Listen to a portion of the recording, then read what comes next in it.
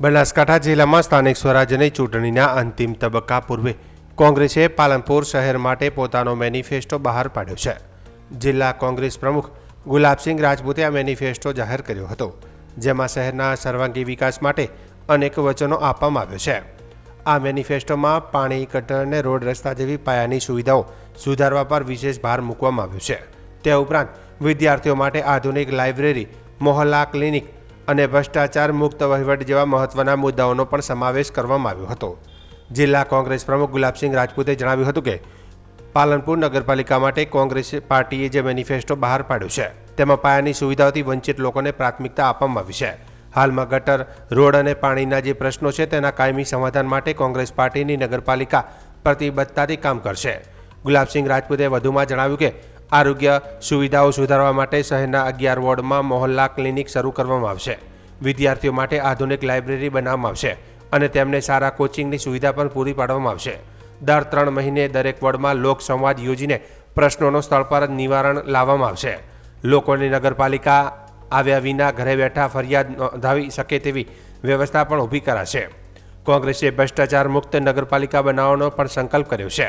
Tender પ્રક્રિયામાં સંપૂર્ણ પારદર્શિતા લાવવામાં આવશે, જેથી લોકોને ટેન્ડર સંબંધિત તમામ માહિતી સરળતાથી મળી રહે અને હાલમાં ટકાવારી વગર કોઈ ટેન્ડર ખુલતા નથી તેવી પ્રવર્તમાન સ્થિતિને બદલીને પારદર્શક અને સારો વહીવટ આપવાનો પ્રયાસ કરવામાં આવશે, તેમ જણાવ્યું હતું. આજે પાલનપુર નગરપાલિકા માટે કોંગ્રેસ પાર્ટીએ એમનો મેનિફેસ્ટો જાહેર કર્યો છે, જેની અંદર નગરપાલિકા બન્યા પછી ખાસ કરીને જે મૂળભૂત સુવિધા છે એના સારી રીતે શરૂ થાય એના માટે 100 દિવસની અંદર પ્લાનિંગ કરવામાં આવશે. ગટરનું પાણી માટેનો પ્રશ્ન છે, સારા રસ્તા માટેનો મુદ્દો છે, સારા રસ્તા બને એના માટેની બાબત છે.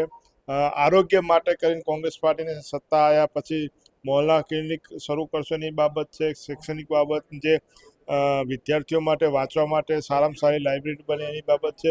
અલગ અલગ મુદ્દે અમે આજે અમારી જાહેરાત કરી. અમારી સરકાર આવ્યા પછી નગરપાલિકામાં અમે આ કામ કરશું. દર 3 મહિને દરેક વોર્ડમાં જઈને એનું સમસ્યાનું નિવારણ કરશું.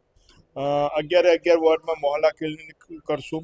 ટ્રાફિક માટે સુવિધા માટે અલગ પાર્કિંગ સ્લોટ બનાવશું, જ્યાં વેપારીઓ પોતાના સાધનો પાર્ક કરી શકે, જેનો કોઈ હેરાનગતિ ના થાય અને રસ્તાઓમાં ટ્રાફિક ના સર્જાય એના માટેની સુવિધા કરશું.